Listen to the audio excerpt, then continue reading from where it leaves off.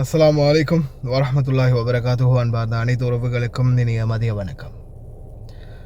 துணைப்படை இராணுவம் மீண்டும் களத்தில். இது குவைத்துடைய ஹபாஸ் செய்தியில் பதிவிட்டிருக்கிறாங்க. அமெரிக்கா சண்டையை நிறுத்தும் அப்படின்னு பார்த்தா அமெரிக்கா சண்டையை தொடரணும் அப்படின்ற மாதிரி அவங்களுடைய நடவடிக்கைகளை மீண்டும் மீண்டும் உச்சத்துக்கு கொண்டு போகிறாங்க. அதில் முக்கியமானது என்னென்னு பார்த்தீங்கன்னா, டொனால்ட் ட்ரம்ப் போடக்கூடிய ட்வீட். அவருடைய ட்விட்டர் பக்கத்தில் அவர் போடக்கூடிய ஒவ்வொரு ட்வீட்டும் அதாவது மிகவும் ஒரு என்ன சொல்கிறது, மோசமான முறையில் வர்ணிக்கிறாரு ஈரான். இதில் குறிப்பாக இப்போ ரீசெண்டாக போட்ட ட்வீட்டில் மீடியாக்கள் ஈரானை தான் ஹைப் ஏற்றுறாங்க. ஈரானை பெரிய ஒரு பவர்ஃபுல்லான நாடு, ஈரான்கிட்ட அமெரிக்கா சரணடைஞ்சிட்டு அப்படின்ற மாதிரியான பொய் நியூஸுகளை சில மீடியாக்கள் பதிவிடுறாங்க. ஆனால் அது உண்மை கிடையாது.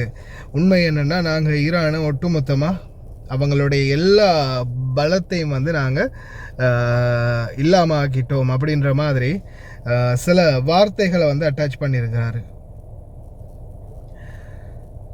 அதில் முக்கியமான விடயம் என்னென்னா, நேற்றைய தினம், அதாவது இவங்க நேற்றைய தினம் சமாதான பேச்சுவார்த்தைக்காக உள்ளே போயிருக்கிறாங்க. வைஸ் பிரசிடெண்ட்டும் சரி, அதே போல் ஈரானுடைய தரப்பும் சரி உள்ளே போயிருக்கிறாங்க. அந்த நேரத்தில் பேச்சுவார்த்தை நடக்கிறதுக்கான அந்த தருணம் இருக்கும்போது இந்த ட்வீட்டை பதிவிட்டிருக்கிறாங்க. அதே போல் இந்த குறிப்பில் முக்கியமாக தெரிவிச்சிருக்காங்கன்னா, அவர்களுடைய தொழிற்சாலைகளும் இயந்திரங்களும் பெருமளவில் அழிக்கப்பட்டு விட்டன. ரேடார்கள் செயலிழந்து விட்டது. அவர்களிடம் விமான எதிர்ப்பு கருவிகள் முற்றிலுமாக அழிந்து போய்விட்டன. இதில் இனி வரும் காலங்களில் அவர்களுடன் நாங்கள் பெரிய அளவான சண்டையிட வேண்டிய அவசியம் இல்லை.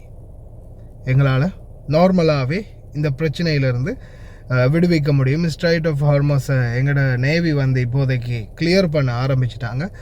மற்ற நாடுகள், அதாவது இதில் அவர் குறிப்பிட்டிருந்த நாடுகள் பார்த்திங்கன்னா, சீனா, ஜப்பான், தென்கொரியா, பிரான்ஸ், ஜெர்மனி மற்றும் பல நாடுகள், உலகெங்கிலும் உள்ள அனைத்து நாடுகளுக்கும் நாங்கள் உதவியாக இருப்போம். அதாவது இந்த நாடுகள்லாம் பார்த்திங்கன்னா, நாங்கள் எவ்வளவு தான் ட்ரை பண்ணியும் இவங்க எங்களோட கூட்டு சேரலை. ஆனாலும் இந்த ஸ்ட்ரைட் ஆஃப் ஹார்மஸை திறந்து இந்த நாடுகளுக்கும் போகக்கூடிய எண்ணெய் வளங்கள்லேருந்து எல்லாத்தையுமே நாங்கள் ஏற்படுத்தி கொடுப்போம். அதே போல் இன்னொரு முக்கியமான இதில் தகவல் என்னென்னா, அனைத்து எண்ணெயை ஏற்றிக்கொள்வதற்காக அமெரிக்காவை நோக்கி காலி கப்பல்கள் சென்று கொண்டிருக்கின்றன.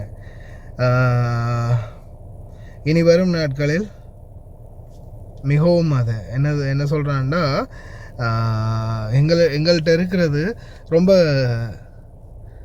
பியூரஸ்ட் ஆயில் இருக்குது, கேஸ் இருக்குது. இது நல்ல இனிமையான, அதாவது sweet gas and sweet oil, அதாவது ரொம்ப இனிமையான எங்கள்கிட்ட நல்ல ஆயில் இருக்குது.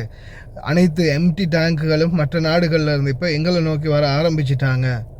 நாங்கள் எங்களுடைய பிஸ்னஸை இன்னும் தலை தூக்கி நிறுத்த போகிறோம். ஈரானுடைய ஆயிலில் சும்மா அப்படின்ற மாதிரி ஒரு ட்வீட். இந்த மாதிரியான பதிவு போட காரணம் என்ன? இப்போ இது சும்மா யாருக்கிட்டேயோ 2-3 பேர்கிட்ட பக்கத்தில் உள்ளவங்கள்ட்ட பேசலையே, உலகமே பார்க்குறதுக்கு ட்வீட் பண்ணி இருக்குது. அப்போ இதில் நல்லா தெரியுது, இவங்க இதை ஈரானில் இருந்து அதை நியூக்ளியர் அழிக்கணும், அதை அழிக்கணும், இதை அழிக்கணும் அப்படின்ற ஒரு எந்த ஒரு திட்டமும் இல்லை. ஈரானுக்கிட்ட இருக்கிற ஆயிலை கட்டுப்படுத்தணும், ஈரானை மட்டுப்படுத்தணும், மற்ற நாடுகளில் இருந்து வரக்கூடிய எண்ணெய் வியாபாரங்களை மட்டுப்படுத்தணும். அமெரிக்கா கிட்ட தான் மொத்த நாடுகளும் எண்ணெய்க்கு கை கட்டி நிற்கணும். இதை பிஸ்னஸாக கொண்டு போகிறாங்க.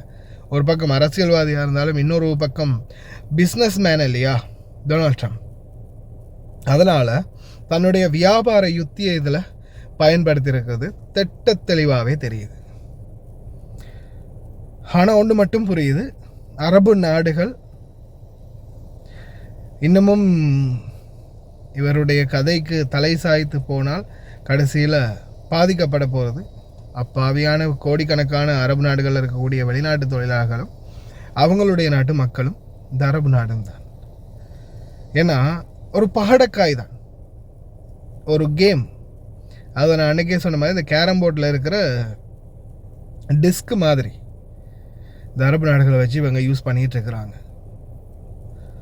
இறைவன் தான் பாதுகாக்கணும் அனைவரையும். ஆனால் இனி வரும் நேரங்களில் மீண்டும் பிரச்சனைகள், சலசலப்புகள் ஏற்படலாம் அப்படின்ற பல கருத்துக்கள் ஓடிக்கிட்டு இருக்குது. எதுக்கும் தயாராக இருப்போம், கவனமாக இருப்போம். ஆனால் ட்ரம்ப்புடைய அன்னைக்கே நான் சொன்னேன் தானே, இவனுடைய ஒட்டுமொத்த சுயரூபம் என்ன அப்படின்றத எங்களுடைய இராணுவம் இளைப்பாறிக்கிட்டு இருக்கிறாங்க. எங்கள் ரெடியாக இருக்கிறோம், ட்ரிகரில் ரெடியாக இருக்கிறோம், இளைப்பாறிக்கிட்டு இருக்கிறாங்க. ஒரு 14 நாளைக்கு எங்களுடைய இராணுவம் ஒரு யுத்தத்தை முடிக்கணும். பீஸ், நோபல் பீஸ் வேணும். இவனுக்கெல்லாம் யாரா நோபல் பீஸுக்குரிய விருது வழங்குறது? நான் எல்லா நாட்டிலையும் யுத்தத்தை முடித்தேன், நான் தான் யுத்தத்தை முடித்தேன் அப்படின்னு கங்கணம் கட்டிக்கிட்டு அரசியல் செஞ்சவன் இன்றைக்கி உலக நாடுகளையே பதட்டத்துக்கு உட்படுத்தி யுத்தத்தை நடத்திக்கிட்டு இருக்கிறான். இதுதான் நிலைமை. ஆனால் முடிந்த வரைக்கும் நம்மளால் முடிஞ்சது பாதுகாப்பாக இருப்போம். எதிர்வரும் நேரங்களில், எதிர்வரும் நாட்களில் நடக்கக்கூடியது என்னன்றதை பொறுத்திருந்து பார்ப்போம். இது எல்லாமே பிஸ்னஸ் அப்படின்றது ஆரம்பத்திலே நிறைய பேருக்கு தெரிஞ்சிருக்கும். இப்போ தெரிஞ்சுக்கோங்க, தெரியாதவங்க.